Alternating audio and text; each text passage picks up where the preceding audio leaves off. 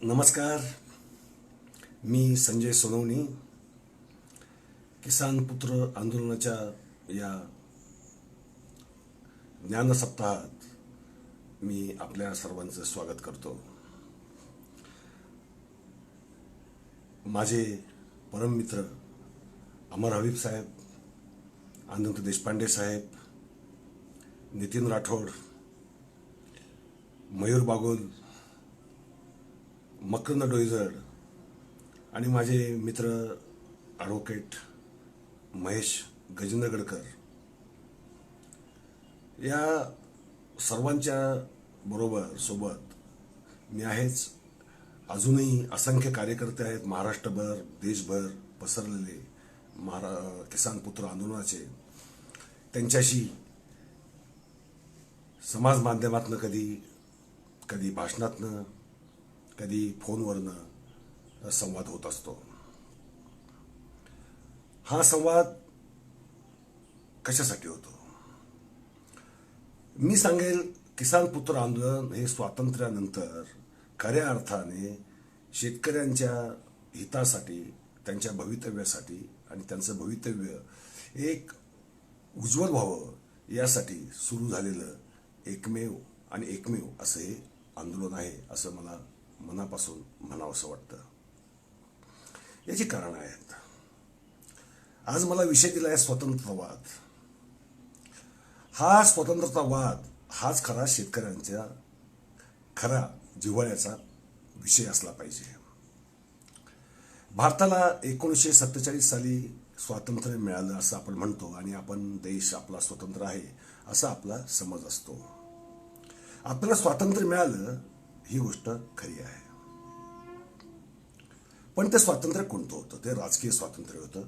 म्हणजे इंग्रजांचं राज्य गेलं आणि त्या जागेवर आपल्या लोकांचं, आपण निवडून दिलेले लोकशाहीचं राज्य आलं. नंतर 1950 साली राज्यघटना बनली. तर घटनात्मक लोकशाही असं आपल्या भारतीय स्वातंत्र्याचं स्वरूप बनलं. पण ज्याला आपण सामाजिक स्वातंत्र्य म्हणतो, ज्याला आपण आर्थिक स्वातंत्र्य म्हणतो, ज्याला आपण माणसासाठी असलेलं एक मुक्त स्वातंत्र्य म्हणतो, ते भारतीय नागरिकाला कधीही मिळालेलं नाही. हे आपलं दुर्दैव आहे. स्वातंत्र्य म्हणजे नेमकं काय? आधी आपण त्याची व्याख्या करायचा प्रयत्न करूयात. समजा हवेमध्ये श्वास घेण्यासाठी तुम्हाला लायसन्स घ्यावं लागलं. किती श्वास घ्यायचे त्याचा कोटा ठरवून द्यायला लागला. किती वाजेपासून किती वाजेपर्यंत श्वास घ्यायचे आणि नंतर कधी बंद करायचे हे सुद्धा ठरवण्यात आलं.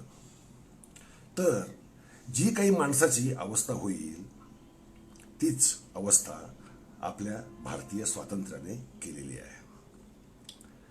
स्वातंत्र्याचा अर्थ काय होतो की मला श्वास घेण्याचं पूर्ण स्वातंत्र्य आहे, मुभा आहे. मी कधी किती मला जे शरीराला वाटतं तेवढे घेईल आणि दुसऱ्याला सुद्धा श्वास घेण्याचा, जिवंत राहण्याचा अधिकार आहे. जगा आणि जगू द्या अशा न्यायाने जी समाज व्यवस्था चालते त्याला आपण स्वतंत्र व्यवस्था म्हणतो. भारताला स्वातंत्र्य मिळालं त्यावेळेस जगभरामध्ये समाजवाद, साम्यवाद याचा बोलबाला होता. आपणा सर्वांना आठवत असेल त्यावेळेचे चित्रपट असतील, इफ्तासारख्या संस्थेची नाटकं असतील, सामाजिक विचारवंत असतील, साहित्यिक असतील, हे सगळे समाजवादाचे प्रत्यक्ष अप्रत्यक्षरित्या छुपे वाहक बनलेले होते. तुम्ही अगदी जागते रहो सारखे पिक्चर जे अत्यंत गाजले, किंवा मेरा जूता है जापानी वगैरे वगैरे सारखी वैश्विक हे दाखवणारी, आणि गरिबीतच माणसाचं जीवनाचं सौंदर्य कसं आहे आणि श्रीमंत माणूस जो असतो तो कसा दुष्ट असतो, लबाड असतो, चोरच असतो आणि तो शोषक कसा असतो असे दाखवणाऱ्या चित्रपटांची, नाटकांची, साहित्याची एक रांगच्या रांग होती. पंडित जवाहरलाल नेहरू एक दिग्गज व्यक्तिमत्व, यात शंका नाही. आधुनिक भारताच्या घडणीमध्ये त्यांचा फार मोठा वाटा आहे. ते स्वप्नाळू होते, हे सगळं मान्य. पण ते समाजवादाच्या अपरिहार्य प्रभावाखाली होते आणि भारतीय राज्यघटनेमध्ये सुद्धा समाजवाद शब्द यावा अशी त्यांची इच्छा होती. समाजवाद म्हणजे काय आहे? समाजवाद म्हणजे माणसाचं स्वातंत्र्य, नागरिकांचं स्वातंत्र्य संकुचित करत नाहीत, त्याच्यावर जास्तीत जास्त सरकारचं नियंत्रण कसं राहील, त्याच्या आर्थिक निर्णयांवर, सामाजिक निर्णयांवर सरकारचं बंधन कसं राहील, असा जो वाद मानतो तो वाद म्हणजे समाजवाद. समाजवाद हा शब्द फार गमतीशीर आहे. समाजवाद शब्द असल्यामुळे आपल्याला फार बरं वाटतं, अरे म्हणजे हा समाजाचा विचार करणारा वाद आहे. तो समाजाच्या पारतंत्र्याचा विचार करणारा वाद म्हणजे समाजवाद. समाजाच्या स्वातंत्र्याचा समाजवाद कधीही विचार करत नाही, हे आपण लक्षात घेतलं पाहिजे. त्या भ्रामक शब्दापोटी, त्या भ्रामक शब्दाच्या भ्रामक व्याख्येपोटी आपली एवढी आपण दिशाभूल करून घेतली, त्या दिशाभूलीला सीमा नाही. एक गंमत सांगतो तुम्हाला. घटनेतच समाजवाद हा शब्द असावा घटना तयार होत असताना, असा पंडित नेहरूंचा आग्रह होता. त्यावेळेस बाबासाहेब आंबेडकरांनी जे उत्तर दिलं ते फार मननीय आहे. सर्वांनी त्याच्यावर विचार जेवढा करायला पाहिजे होता तेवढा आम्ही केला नाही. आम्ही बाबासाहेबांचे अनेक विचार ऐकत असतो, त्यांच्या जीवनातल्या अनेक कथा, माहिती, घटना याच्याबद्दल सांगितलं असतं. पण त्यांचा जो खरा लढा होता, भारतीय राज्यघटनेला खऱ्या अर्थाने लोकशाहीवादी, स्वतंत्रतावादी बनवण्याचा जो लढा होता, तो लढा नंतर वाया गेला. पण बाबासाहेबांनी काय केलं? समाजवाद शब्द घटनेत पाहिजे त्यावेळेस बाबासाहेब म्हणाले की आजच्या पिढीला, म्हणजे आपल्या पिढीला, म्हणजे बाबासाहेबांच्या वेळची 1947-48 जी पिढी होती त्या पिढीला समाजवाद चांगला वाटतो. त्या पद्धतीने अर्थरचना समाजाची व्हावी असं वाटतं. म्हणून आता समाजवादाची अनेक तत्व आपण स्वीकारलेली आहेत. पण घटनेत समाजवाद हा शब्द एकदाचा टाकला तर भविष्यातल्या ज्या पिढ्या आहेत, समजा त्यांनी नवीन अर्थरचना शोधली किंवा स्वीकारली आणि किंवा नवीन काही घडवायचं स्वातंत्र्य त्यांचं, ते जर आपण समाजवाद शब्द जर आत्ताच घटनेतच टाकून दिला, घटनेच्या प्रिअम्बलमध्ये टाकून दिला, तर ते त्यांच्यावर बंधनकारी होईल की त्यांना समाजवाद हाच मानावं लागेल. त्यांना कोणतीही नवीन रचना, समाज रचना, अर्थरचना स्वीकारता येणार नाही, कोणतेही नवीन तत्वज्ञान अंगीकारता येणार नाही. त्यामुळे समाजवाद हा शब्द घटनेमध्ये, प्रिअम्बलमध्ये टाकू नये. आणि बाबासाहेबांच्या या विरोधामुळे समाजवाद हा शब्द घटनेमध्ये त्यावेळेस टाकला गेला नाही. परंतु मित्रांनो, आपल्याला माहिती आहे की इंदिरा गांधींनी समाजवाद हा शब्द घटनेच्या प्रिअम्बलमध्ये घुसवला आणि भारताला एका अर्थाने स्वातंत्र्य, समता, बंधुता ही 3 महनीय मूल्य आपण स्वीकारलेली असताना, लक्षात घ्या, स्वातंत्र्य, समता, बंधुता ही मूल्य स्वीकारलेली असताना त्यांना छेद देणारं समाजवाद हे तत्व त्याच्या बरोबरीला, जोडीला, बोकांडी आणून बसवलं. आणि खऱ्या अर्थाने भारतीय राज्यघटना ही विषमतामूलक झाली. हे आपण नीट समजावून घेतलं पाहिजे. आपण गांधी, नेहरू एका तागडीत मोजतो नेहमी, नाही का? खूप लोकांना शौक आहे आजकाल की गांधी, नेहरू यांचं एक कडबड बनायचं. आंबेडकर, गांधी, नेहरू, आंबेडकर या तिघांना एकत्र आणून त्या तिघांचे विचार एकमेकांना कसे पूरक होते आणि तिघांचं मिळूनच एक नवीन तत्वज्ञान कसं होतं हे सांगायचा प्रयत्न होतो. पण यात गफलत अशी आहे, बाबासाहेब आंबेडकर हे त्या अर्थाने समाजवादी नव्हते आणि महात्मा गांधी तर खऱ्या अर्थाने स्वतंत्रतावादी होते. नोव्हेंबर 47 त्यांच्या हत्येच्या काही महिन्याआधी आणि स्वातंत्र्याच्या दिनाच्या काही महिन्यानंतर, 1-2 महिन्यानंतरच महात्मा गांधींनी आपल्या संध्याकाळच्या प्रार्थनेच्या वेळेस एक भाषण केलं होतं. ते भाषण फार महत्वाचं आहे, ते सगळ्यांनी समजावून घ्यायला पाहिजे. काय म्हणाले होते महात्मा गांधीजी म्हणाले होते की राज्य व्यवस्थाशी कोणती की जी नागरिकांचं स्वातंत्र्य हिरावून घेईल, त्यांच्या आर्थिक निर्णयांवर किंवा त्यांच्या सामाजिक निर्णयांवर बंधनं टाकेल आणि त्यांचं स्वातंत्र्य हिरावून घेणारी कोणती राज्य संस्था मला नको आहे, मी त्याचा विरोध करतो. समाजवादी राज्य यंत्रणेमुळे काय होतं, महात्मा गांधींनी सांगितलं, काळा बाजार वाढेल, भ्रष्टाचार वाढेल, साठेबाजी वाढेल, लायसन्स राज, कोटा राज याचं अस्तित्व होईल आणि एक भ्रष्ट नोकरशाही आणि भ्रष्ट राजकारण या व्यवस्थेमुळे जन्माला येईल. ज्या देशामध्ये नागरिकांच्या मूलभूत स्वातंत्र्यावर गदा येते अशी कोणतीही राज्य यंत्रणा, मी त्याचा विरोध करतो.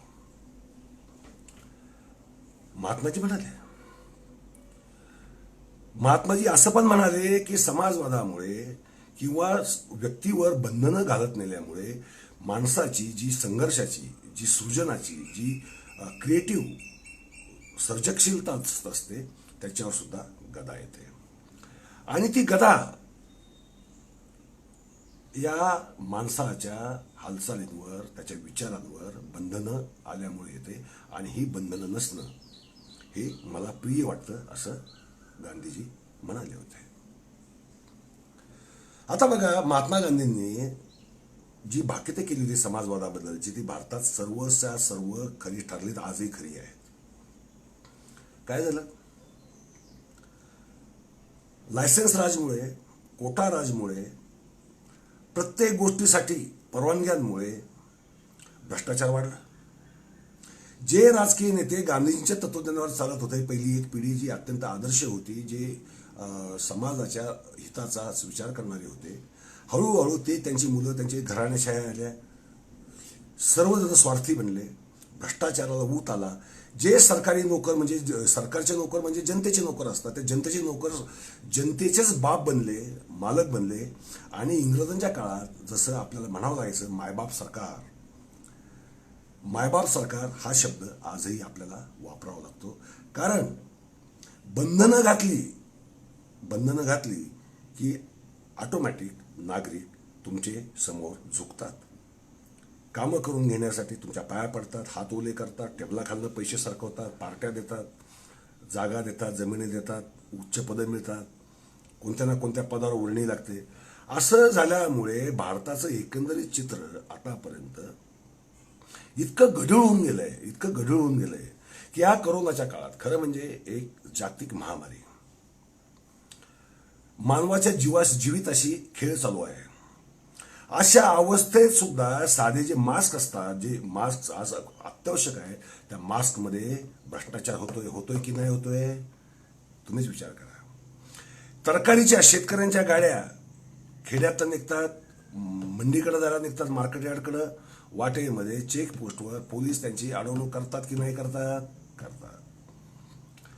म्हणजे ज्या काळामध्ये माणसाने माणसासाठी माणुसकीने वागलं पाहिजे, ही एक माणुसकीची प्रेरणा असते, ती प्रेरणा सुद्धा हिरावली जाते. त्याचं कारण एकच आहे, कारण यांच्या हातात अतिरिक्त अधिकार दिले. अतिरिक्त अधिकार म्हणजे काय की आपल्या स्वातंत्र्याचा संकोच करणं, त्याच्यावर जास्तीत जास्त बंधनं लादणं आणि त्याला कटिबद्ध करणं. शेतकऱ्यांना तुम्हाला माहिती आहे, आज व्यंकय्या नायडू काय म्हणाले? ते म्हणाले की कोरोनामुळे अर्थव्यवस्था जरी ढासळली असली तरी केवळ आणि केवळ यंदा बंपर शेतकऱ्यांनी उत्पादन घेतल्यामुळे शेतकऱ्यांमुळे अर्थव्यवस्था एक धुगधुगी राहिलेली आहे. आजचंच वाक्य आहे, तुम्ही पहा. तसंच 2008 साली ज्यावेळेस सबप्राईमचा अमेरिकेमध्ये प्रॉब्लेम झाला होता, जागतिक अर्थव्यवस्थेत महामंदीचं सावट आलं होतं, त्या काळामध्ये सुद्धा भारतीय अर्थव्यवस्थेला वाचवलं कुणी? तर शेतीने वाचवलं. हा इतिहास आहे, तो तुम्ही पाहू शकता. म्हणजे शेती ही भारतीय अर्थव्यवस्थेचा कणा राहिलेली आहे. असं असूनही भारतीय अर्थव्यवस्थेला जिवंत ठेवण्याचं काम जिने केलेलं आहे, त्या अर्थव्यवस्थेच्याच गळ्याला नख लावायचं काम या समाजवादाने केलेलं आहे.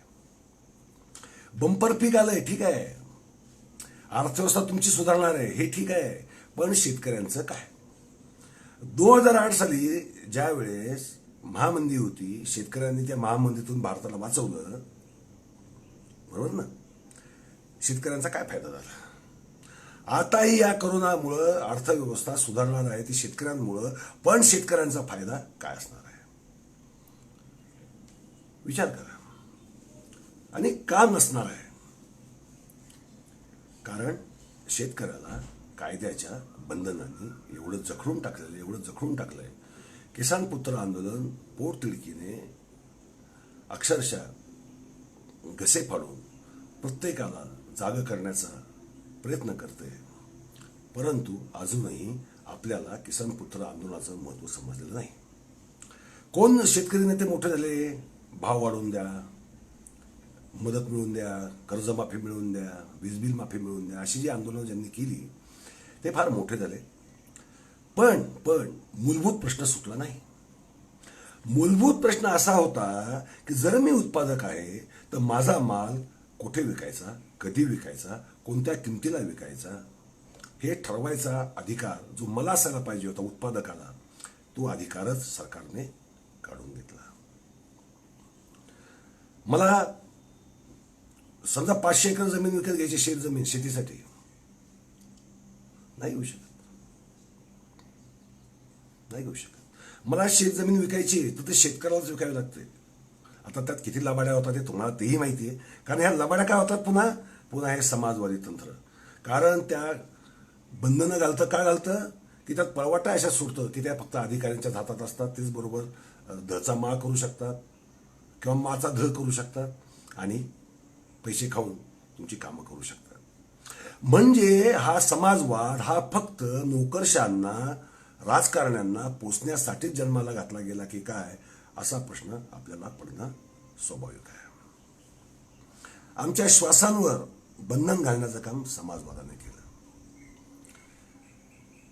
स्वतंत्रवाद म्हणजे काय होता की शेतकऱ्यांना त्यांचं स्वातंत्र्य पाहिजे. शेतमालावर प्रक्रिया करायची आहे, विकायचे, निर्यात करायची, आयात करायची किंवा कुठेही विकायचं माल, याचं स्वातंत्र्य त्याला पाहिजे होतं. आणि मग तशी यंत्रणा सुद्धा निर्माण झाली असती. आज एक विशिष्ट यंत्रणातूनच जावं लागतं. आता सरकारने एक स्टेप घेतली फक्त आता या कोरोनाच्या काळात. जीवनावश्यक वस्तूंना आंतरराज्य व्यापाराची एक शेतकऱ्याला परवानगी दिली. पण त्याचा फायदा कोणाला होणार आहे? कारण त्यासाठी पर्यायी यंत्रणा आज तरी अस्तित्वात नाही. त्याचा फायदा शेवटी या आडत्यांना, दलालांनाच होणार आहे. कारण जो कायदाच नको आहे, तो कायदा आज आपल्या बोकांडी आहे. तो म्हणजे APMC ऍक्ट, जीवनावश्यक वस्तू कायदा. आंतरराज्य व्यापाराला तो परवानगी देतो, पण आंतरराष्ट्रीय व्यापाराला परवानगी देत नाही. आणि पुन्हा ते कधीही तो कायदा लागू करू शकतात, काढू शकतात. म्हणजे तो पूर्ण रद्द केलेला नाहीये, त्यातनं सूट दिलेली आहे, त्यातनं काही कलमं वगळलेली आहेत. म्हणजे त्या अर्थानं जर पाहिलं तर या अत्यावश्यक वस्तू कायद्यातला हा जो तात्पुरता जो बदल झालेला आहे, त्याचा शेतकऱ्यांना कितपत फायदा होईल याच्याबद्दल मला शंका आहे. खरं तर गरज आहे तो कायदाच रद्द करण्याची. मग भूमी संपादन कायदा असेल, लँड सिलिंग ऍक्ट असेल, हे ऍक्ट का पाहिजेत? हे ब्रिटिश काळातले कायदे होते. आम्हाला स्वातंत्र्य मिळालं, पण ते राजकीय स्वातंत्र्य मिळालं. आम्हाला ब्रिटिशांच्या कायद्यांपासून कसलंही स्वातंत्र्य मिळालं नाही. इंडियन पिनल कोड सुद्धा ब्रिटिश काळात जो होता तो तसा आज आहे. फक्त आम्ही नवीन कायदे त्यात नवीन कायदे ऍड केलेत. आम्ही त्याच्यामध्ये मूलभूत नवीन पद्धतीने स्वतंत्र भारताला साजायचे क्रिमिनल ऍक्ट सुद्धा आम्हाला बनवता आला नाही. मग हे जे सिव्हिल ऍक्ट आहे, हे नागरी हिताचे जे ऍक्ट आहे, त्याचं काय होणार? या साऱ्या कायद्यांनी असं केलंय की आज एक पाऊल सुटा केला तर दुसरा पाय अडकवला जातो. म्हणजे पळायला सांगितलं जातं, पण ते कसं पळायला सांगितलं जातं? एक पाय बांधून ठेवलाय आणि एका पायाने तू धाव. कसं धावणार? शक्य नाही. ते शक्य नाही. पण म्हणाल्यांना काय होतं? अरे एक पाय आम्ही खुला केला की. आज आपल्या देशाची अवस्था ही अशी झालेली आहे. आणि शेतकरी, आपला जो शेतकरी आहे, ज्याच्या जीवावर आजही अर्थव्यवस्था जर खऱ्या अर्थाने दुगदुगी बाळगून असेल तर त्याला आम्ही पारतंत्र्यात का ठेवलं? शेतकरीच नाही, अगदी भटकी विमुक्त सुद्धा, अगदी पशुपालक जे आहेत ना, म्हणजे मेंढपाळ असतील, गोपाळ असतील, त्यांना सुद्धा, मच्छीमार असतील, तुम्ही जर पाहिलं तर नियमांची जंत्री एवढी मोठी आहे, ती आपल्याला आता एवढ्या सवयीची अंगवळणी पडलेली की आपण ती गृहीतच धरलेली आहे. आम्ही पारतंत्र्य स्वीकारून मोकळं झालोय. आम्हाला पारतंत्र्याची जाणीवच नाहीये की आम्ही परतंत्र आहोत. आमच्यावर आमचे लोक राज्य करतात. आमच्या जातीचा, आमच्या पंथाचा, आमच्या धर्माचा आमदार आहे, खासदार आहे, नगरसेवक आहे, यातच आम्ही खुश असतो. निवडणुकीच्या आधी काय 500, 1000, 2000 काय देत असतील त्याच्यात आम्ही खुश असतो. पण आमच्या लक्षात आलेलं नाही की आम्ही आमचं स्वातंत्र्य आमच्या हाताने विकलेलं आहे आणि आम्ही आमच्या स्वातंत्र्याबद्दल जागरूक नसल्यामुळे, आमच्या स्वातंत्र्याकडे आम्ही दुर्लक्ष केल्यामुळे, आमच्या स्वातंत्र्याचा अर्थच आम्हाला न कळल्यामुळे आम्ही नकळतपणे स्वतःच्या जीवनाचा नरक करून घेतलेला आहे. आज खेड्यातनं विस्थापन होतात. आज आपण पाहताय स्थलांतरित कामगारांचा प्रश्न. अक्षरशः आभाळ फाटून रडेल, समुद्राला उधाण येईल, एवढा वेदनांचा, दुःखाचा कहर आपल्याला त्या निमित्ताने पाहायला मिळाला की भारतामध्ये 21व्या शतकात 2020 साली जर लोकांची ही दशा असेल, पायी त्यांना 500-1000 किलोमीटर जावं लागत असेल, सरकारची तरी अनास्था असेल, तर याचा अर्थ एकच आहे की सरकार हे नागरिकांच्या हितांसाठी नाहीच आहे.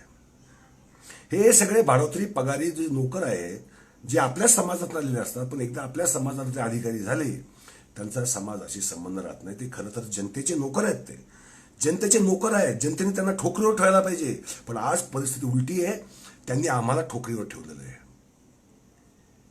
बरोबर ना? त्यांच्या ठोकरीवर आम्ही आहोत.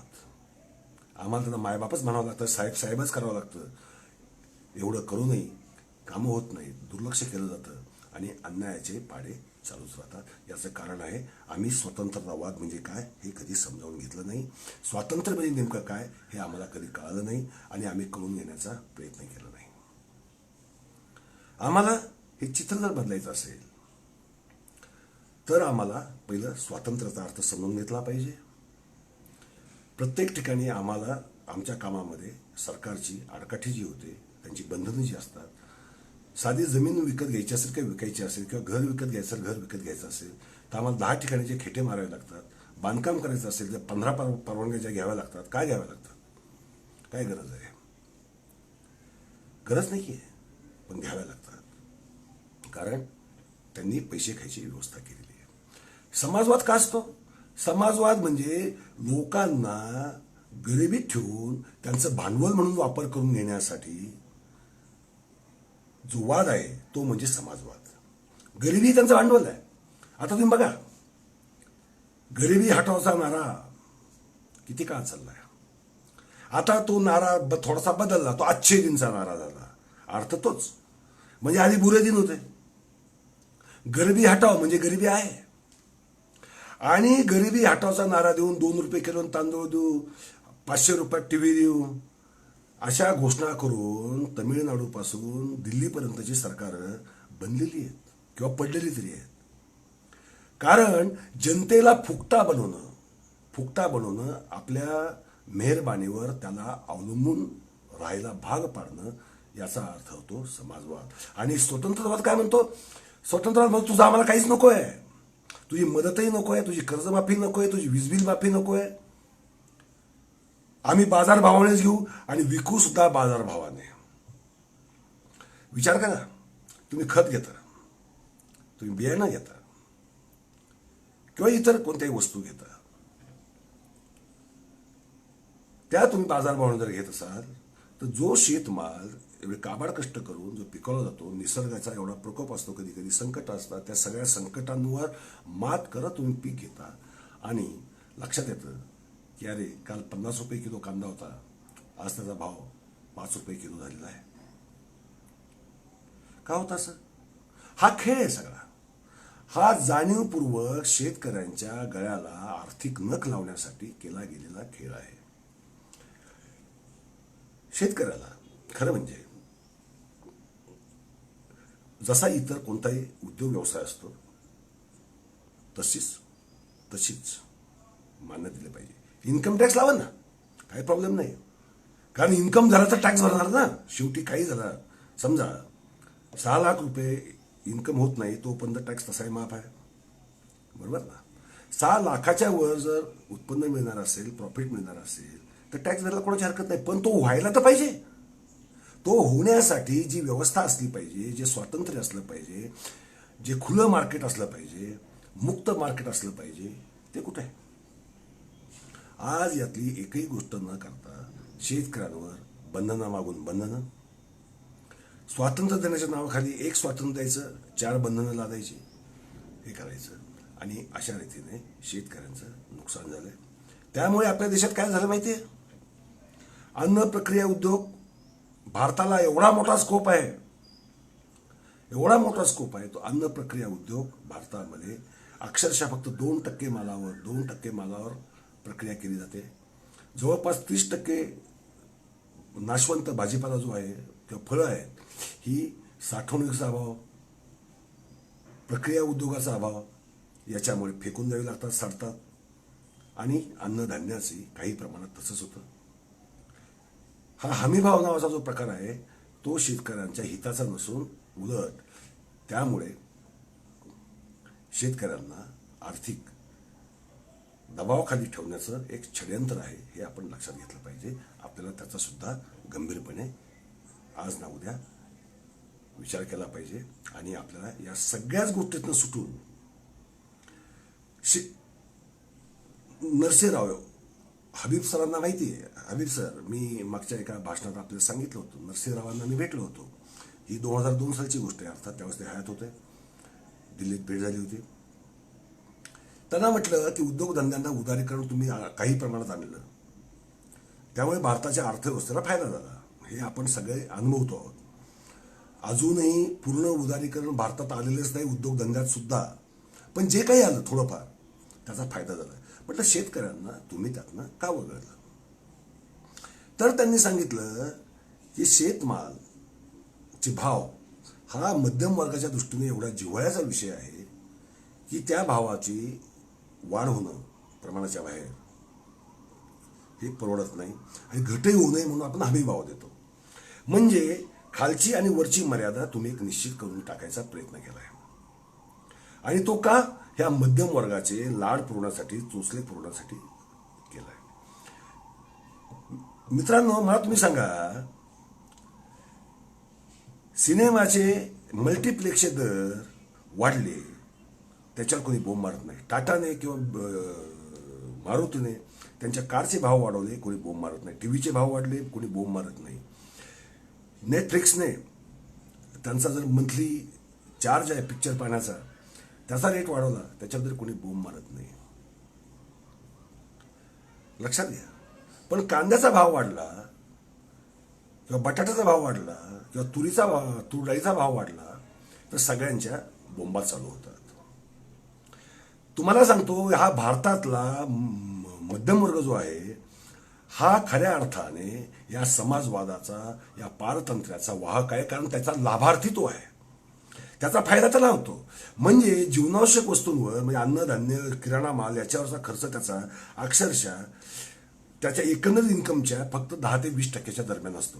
लक्षात घ्या, 10 ते 20% त्याचा खर्च फक्त इन्कमच्या किराणा मालावर होतो. 80% जो खर्च आहे तो अक्षरशः बिनकामाच्या, बिनगरजेच्या, अनावश्यक गोष्टींवर होत असतो. परंतु तिथले भाव कमी जास्त झाले तर त्याला फरक पडत नाही. पण किराण्याच्या कोणत्याही वस्तूचे भाव वाढले तर मात्र त्याला फरक पडतो. आणि तो मतदार, कारण तो मतदान करायला जातो, मग शेतकरी मतदान करत नाही का? मग जो उद्योजक वर्ग आहे, व्यावसायिक वर्ग आहे, तो मतदान करत नाही का? परंतु सगळ्यात मोठी लोकसंख्या ही मध्यम वर्गाची असल्यामुळे त्यांना खुश ठेवण्यासाठी आणि गरिबांनाही दाखवण्यासाठी की बघा तुमच्यासाठी आम्ही स्वस्त यांनी हे दाखवण्यासाठी आणि पाठ थोपटून घेण्यासाठी बळी कोणाला दिला जातो? बळी शेतकऱ्याचा दिला जातो. म्हणजे शेतकरीला जो बळीराजा हा जो शब्द वापरतात तो का वापरला जातो आता माझ्या लक्षात येत आहे. कारण त्याचा बळीच द्यायचा आहे ना, मग तो बळीराजाच झाला की.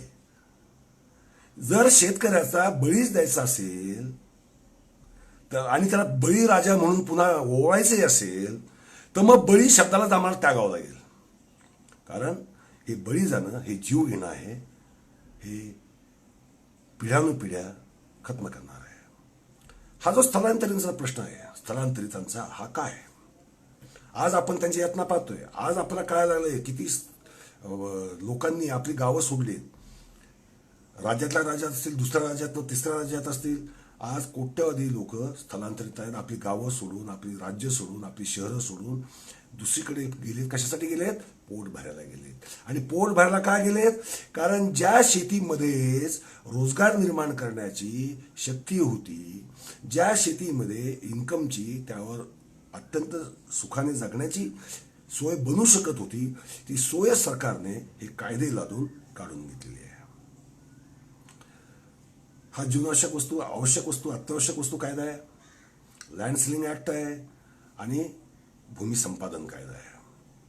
या कायद्यांनी, एपीएमसी ऍक्टने सुद्धा शेतकऱ्यांना एका तऱ्हेने अशा एका कडेलोटाच्या पायरीवर आणून ठेवलेलं आहे की त्याच्या पुढं गेलं तर सरळ मरायचं.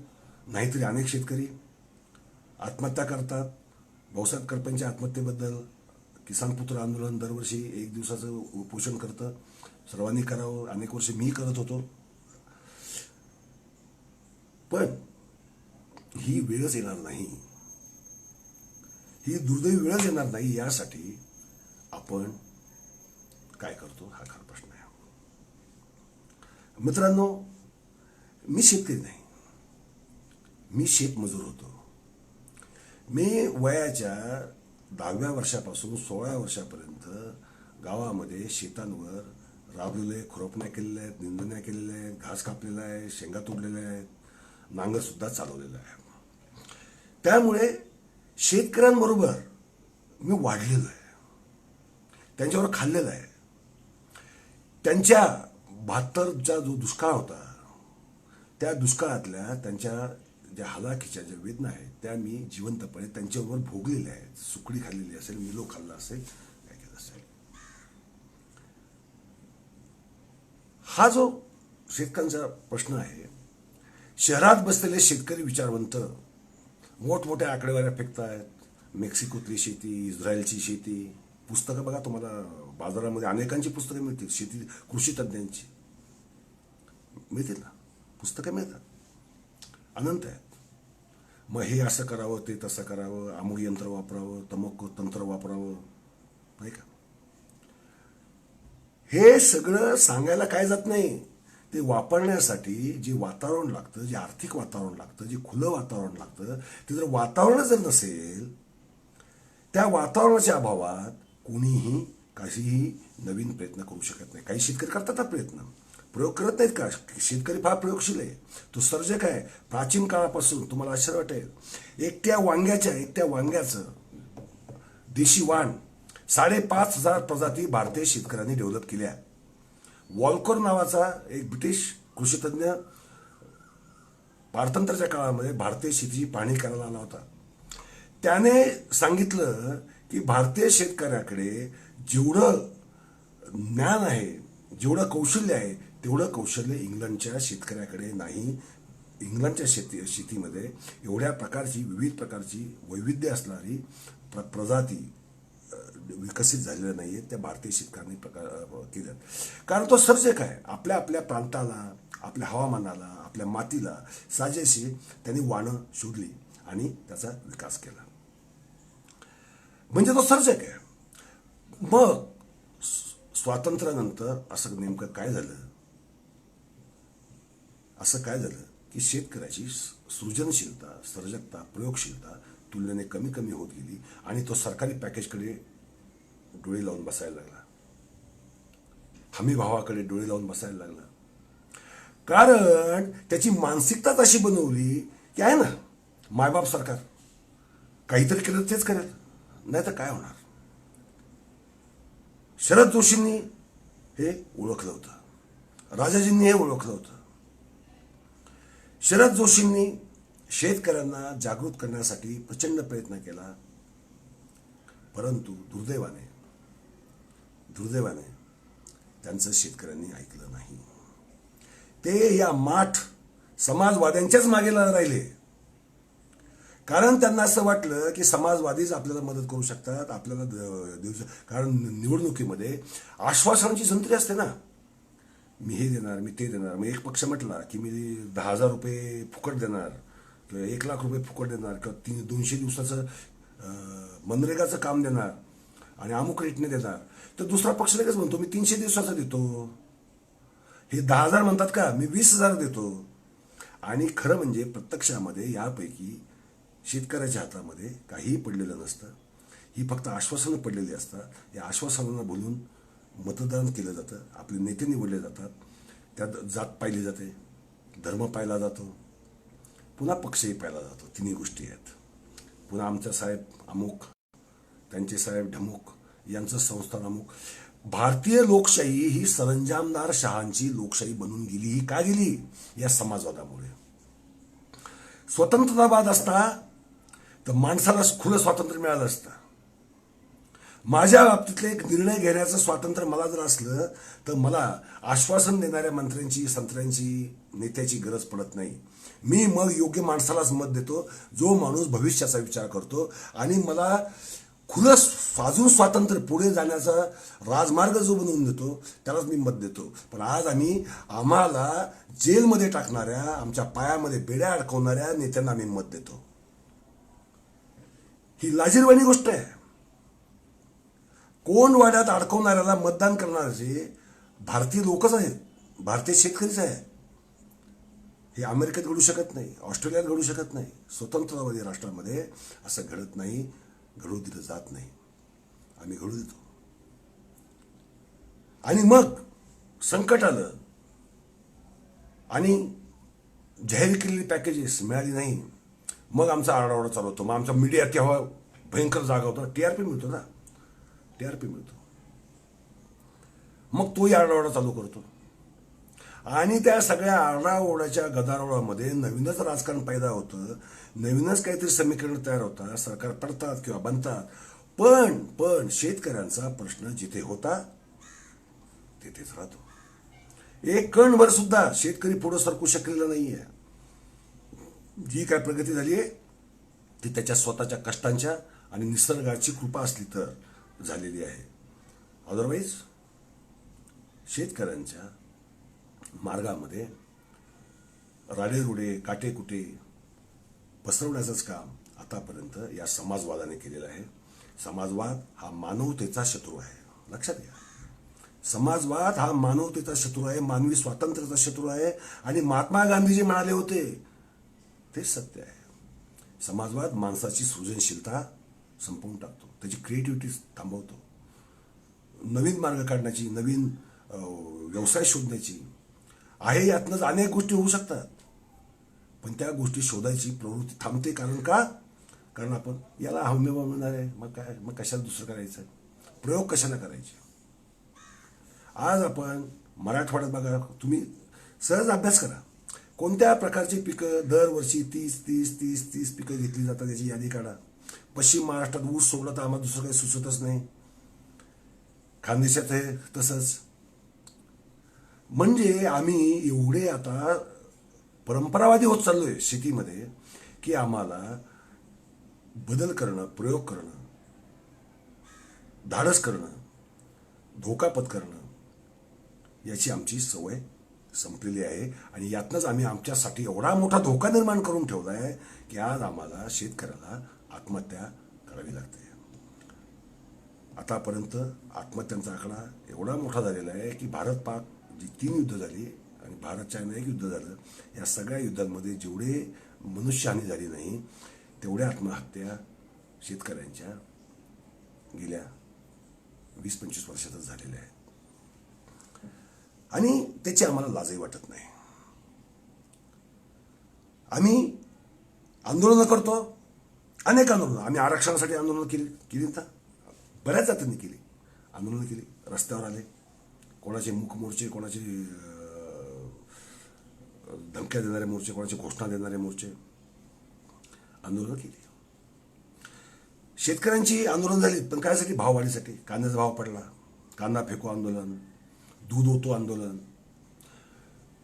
म्हणजे आम्ही आंदोलनं कायद्याच्या विरोधात नाही केली कधी. आम्ही कायद्याच्या विरोधात रस्त्यात नाही आलो. कारण कायद्यांमुळेच आम्हाला कांदे फेकावे लागतात, दूध फेकावं लागतं, टोमॅटो फेकून द्यावे लागतात, कोथिंबीर फेकून द्यावे लागते. हे आम्ही लक्षातच घेत नाही. आम्ही आमचाच नाश करून घेतो, आमचंच नुकसान करून घेतो. आम्ही असं आंदोलन करतो की भाव नाही, भाव नाही, भाव नाही. अरे भाव मिळेल कसा? जग हे मार्केट आहे. या जगाच्या मार्केटमध्ये जर शेतकऱ्यांना प्रवेशच नसेल, जिल्हा बंद्या, तालुका बंद्या या सगळ्या बंद्यांमधनं जायचं असेल किंवा त्या आडत्यांच्या हुकुमशाहीमध्ये, त्यांच्या लिलावांच्या हुकुमशाहीमध्ये जर जगावं लागणार असेल आणि लिलाव घेणारे ते, तुम्हाला तुमचा भाव ठरवायचा अधिकार नसेल, ते स्वातंत्र्य तुम्हाला नसेल, तर शेतकऱ्यांवर वाईट दुर्दैवी वेळ येणार ती आलेली आहे. ही वेळ जर आम्हाला टाळायची असेल तर आम्हाला पहिली समाजवादाला लाथ मारावी लागेल. समाजवादाने आमच्या मुलांचं, ज्यांना शेती सोडा, त्याला दुसरे व्यवसाय सुद्धा करायचे असतील, तरी सुद्धा तेथे सुद्धा त्याला एवढ्या बंधनांमधनं, एवढ्या परवानग्यांमधनं जावं लागतं की तो म्हणतो त्यापेक्षा भीक नको कुत्रावर. 100 रुपये तो गुंतवणार असेल धंद्यामध्ये, तर आता तुम्हाला सांगतो 20 रुपये त्याला बाजूला काढायला लागतात. कशासाठी? हात ओले करण्यासाठी. कारण परवानग्या घ्यायच्यात ना, लायसन्स घ्यायचे असतात, परमिशन घ्यायचे असतात, NOCs घ्यायचे असतात, नाही का. ना हरकत दाखले, नाव फार भारी असतं, ना हरकत दाखला. अहो, तुम्हाला तुमचं कर्ज जरी माफ करून घ्यायचं असलं तर त्यासाठी सुद्धा कागदपत्र द्यावी लागतात ना, मागतात ना. का मागतात? कारण तुम्ही झुकलं असलं पाहिजे, तुम्ही गुलाम असलं पाहिजे, सरकारच्या मेहरबानीवर जगलं पाहिजे. त्याशिवाय सरकारला मायबाप सरकार, आम्ही भारी आहोत, आम्ही काहीतरी अधिकारी आहोत, हे त्यांना वाटत नाही ना. हे त्यांना वाटावं, त्यांचे हे चोचले पुरावेत म्हणून जर ते शेतकऱ्यांच्या जीविताशी, वित्ताशी, अर्थव्यवस्थेशी जर खेळ करत असतील तर ते कसं चालेल? आज आम्ही म्हणतो महासत्ता व्हायचं आहे. हे महासत्ता होण्याची, भारताला महासत्ता करण्याची खरी शक्ती आजही फक्त शेतकऱ्यांतच आहे. हे माझं वाक्य लक्षात ठेवा. मी हे शेतकऱ्यांसमोर बोलतोय का किसान पुत्रांबरोबर बोलतोय म्हणून बोलत नाहीये. भारतीय शेतीमध्ये पोटेन्शियल, ज्याला आपण म्हणू कमर्शियल पोटेन्शियल, हे फार महाप्रचंड आहे. कारण आपल्याकडे हवामानांची एवढी व्हरायटी आहे. वाळवंटापासून ते थंड पठारापर्यंत, ट्रॉपिकल पासून सब ट्रॉपिकल पर्यंत सर्व प्रकारचं हवामान असणारा हा जगातला एकमेव देश आहे. हा देश, या शेतकऱ्याला जर स्वातंत्र्य मिळालं तर साऱ्या जगाचा एक महत्वाचा व्हॅल्यू ॲडेड सप्लायर बनू शकतो. पण ते स्वातंत्र्य शेतकऱ्याला पाहिजे. सरकारला त्याच्यामध्ये नाक खुपसण्याची गरज नाही. एक तर या अधिकाऱ्याला काही अक्कल नसते, भले तेही किसान पुत्रच असतात, पण एकदा त्यांचा अधिकारी झाले की त्यांची शेतीची नाळ तुटते. किसान पुत्र असल्याची त्यांना लाज वाटायला लागते आणि ते आयात निर्यातीवर बंधनं घालणं किंवा उठवून घेणं, कधी काढायची कधी नाही काढायची, हे ठरवणारे लोक वेगळेच असतात. हे दल्ले लोक असतात, दल्ले लोक. त्यांचं ऐकून हे लोक निर्णय घेणार, त्यांचा फायदा करणार, स्वतःचाही फायदा करून घेणार आणि नुकसान शेतकऱ्यांचे करणार. हे आम्ही कसं चालवून घेतो? हे जर आम्ही चालवून घेत असतो तर आमची लोकशाही लोकशाही नाही. हा समाजवाद हा आमच्या पारतंत्र्याचा कारक आहे, पारतंत्र्याचं कारण आहे आणि आम्हीच आमच्या हाताने घालून घेतलेली ती बेडी आहे. अमरवीर आनंद देशपांडे म्हणतात, ही बेडी तोडा. बरोबर आहे, तोडलीच पाहिजे. कारण पायामध्ये बेडी ठेवून आम्ही क्षितिजापर्यंत धाव कशी घेऊ हा प्रश्न आम्हाला पडला पाहिजे. आम्ही विचार करत नाही. आम्ही अजूनही राजकारणाकडे फार बालिश पद्धतीने पाहतो. आम्ही लोकशाहीकडे बालिश पद्धतीने पाहतो. आम्ही स्वातंत्र्याकडे तर एवढ्या बालिश दृष्टीने पाहतो की रांगतं बाळाला तरी जास्त कळत असेल. अरे रांगतं बाळ जरी त्रास झाला तर रडतं, आरडतं, विरोध करतो, त्याला कोणतेही बंधन चालत नाही. बघा, तुम्ही बांधून ठेवायचा प्रयत्न करा लहान बाळाला, नाही सहन करत. पण तुम्ही सहन करता, आनंदाने त्या बेड्या वागवता, आनंदाने. ते अलंकार समजता, अलंकार. आम्ही या बेड्यांना जर अलंकार समजत असू, दागिना समजत असू, तर मी म्हणतो आमच्यासारखे महामूर्ख पारतंत्र्यात जगायच्या लायकीचे असलेले लोक आम्हीच आहोत. मग आम्हाला महासत्ता होण्याची स्वप्न पाहणं, अर्थव्यवस्था स्वतःची सुधारण्याची स्वप्न पाहणं, आमच्या भावी पिढ्या त्या सुद्धा स्वतंत्र वातावरणामध्ये, लिबरल वातावरणामध्ये जगाव्यात ही स्वप्न पाहणं हे व्यर्थ ठरून जाईल. मागच्या पानावरून पुढच्या पानावर सुरू, मग या निवडणुकीला अमुकने आजचे दिन म्हटलं होतं, मग पुढच्या निवडणुकीला अजून कोणीतरी एखादा नेता येईल आणि तो भले देईन किंवा वापिस नाही तर गरिबी हटव. यांना दुसरं काही सुचत नाही, यांना दुसरं काही सुचत नाही. मी आमच्या समाजाला ज्ञानवंत करतो असा कोणताही नेता तुम्हाला कधी म्हणणार नाही. म्हटलंय की माझा समाज ज्ञानवंत होईल, आमची शिक्षण व्यवस्था आम्ही सुधारू, आणि शिक्षण व्यवस्थेबद्दल बोलला किंवा आमच्या अर्थव्यवस्थेबद्दल बोलला म्हणून आम्ही त्याला मत दिले असं कधी झालंय? नाही झालं. याचं कारण असं आहे की आमच्या अपेक्षाच बालिश असतात, आमचे दृष्टिकोनच बालिश असतात. या बालिश दृष्टिकोनातून आम्हा सर्वांना बाहेर पडावं लागेल. जर आम्ही बाहेर पडलो नाही, आमची आंदोलनं वरकरणी कारणांसाठी होतात झाली तर आम्ही मूलभूत जे मूळ कारण आहे त्या मूळ कारणाला कधी हात घालत नाही. मला हबीब सर, देशपांडे सर आणि त्यांचे सगळेच सहकारी महेश गजेंद्र गडकर असतील, नितीन असेल, मकरंद असेल, बागुल असेल, मयूर बागुल असेल, हे जे सगळे आमचे स्नेही आहेत आणि तुम्ही आज जे आमच्या सोबतच आहात, म्हणजे हे जे कायदे आहेत हे मूळ कारण आहे. लक्षात ठेवा. घटनेमधला समाजवाद हा शब्द पहिला हटवला पाहिजे, नंबर 1. त्यासोबतच तो गेला, त्यासोबत हे 3 कायदे आपोआप जातात. नाही तर न्यायबंदी नावाचा प्रकार जगाच्या पाठीवर कुठेच नाही. तुम्ही काही करू शकता, पण सुप्रीम कोर्टामध्ये या विशिष्ट शेड्यूल 9 मधल्या विशिष्ट कायद्यांपर्यंत त्याला आव्हान देऊ शकत नाही. म्हणजे न्यायबंदी ही ब्रिटिश सरकारनेही घातली नव्हती हो. ब्रिटिश सरकारने सुद्धा अमुक गोष्टीला सुप्रीम कोर्टामध्ये किंवा न्यायालयामध्ये चॅलेंज करता येणार नाही अशी न्यायबंदी कधीही घातली नव्हती. पण आमच्या स्वतंत्र सरकारने, समाजवादी सरकारने काय जे एकीकडे म्हणतो आम्ही स्वातंत्र्य देतो, समता देतो, बंधुता देतो, आता समतेचंच घेऊ. जाता जाता जास्त वेळ तुमचा घेत नाही. समता हा जर घटनेतला शब्द आहे तर जो न्याय उद्योगपतीला आहे तोच न्याय शेतकऱ्याला पाहिजे. म्हणजे टाटा जर त्याच्या कारखान्यासाठी समजा जशी 8-9 हजार एकर जमीन घेतली होती, तर एखाद्या शेतकऱ्याला 8-9 हजार, 10,000, 1,00,000 एकर जमीन घेता यायला पाहिजे. आणि तो शेतकरीच असला पाहिजे. जमीन घेण्यासाठी शेती करायची मला समजा, मी तर काही शेतकरी नाही, माझ्याकडे सातबारा नाही, माझा कोणत्याही पूर्वजाकडे सातबारा नाही, मी भूमिहीन शेतमजूर आहे, मी नाही सर जमीन घेऊ शकत. इच्छा जरी असली शेती करायची मला, मी नाही घेऊ शकत. मग उद्योगपतीला एक न्याय, शेतकऱ्याला एक न्याय. टाटा, रिलायन्स त्यांची उत्पादनं जगाच्या पाठीवर कुठे विकू शकतात, कोणत्याही भावाने विकू शकतात. ती विकली जातील न जातील ती शेवटी ग्राहक ठरवेल. पण हे यांची किंमती ठरवायचा अधिकार यांना आहे. कुठूनही कच्चा माल आणायचा अधिकार आहे, अगदी कामगार सुद्धा आणण्याचा अधिकार आहे, किंवा कामगारांना दुसऱ्या देशात जाऊन नोकरी करण्याचा अधिकार आहे. पण शेतकऱ्याला तो अधिकार नाही. तो हवी तेव्हा आयात, हवी तेव्हा निर्यात तो करू शकत नाही. त्यामुळे जागतिक बाजारपेठ जी आहे तिचा कसलाही फायदा तो प्राप्त करू शकत नाही. त्याला स्थानिक एका मर्यादित बाजारपेठेत, ती बंधनात असलेल्या बाजारपेठेमध्ये त्याला अडकून पडावं लागतं.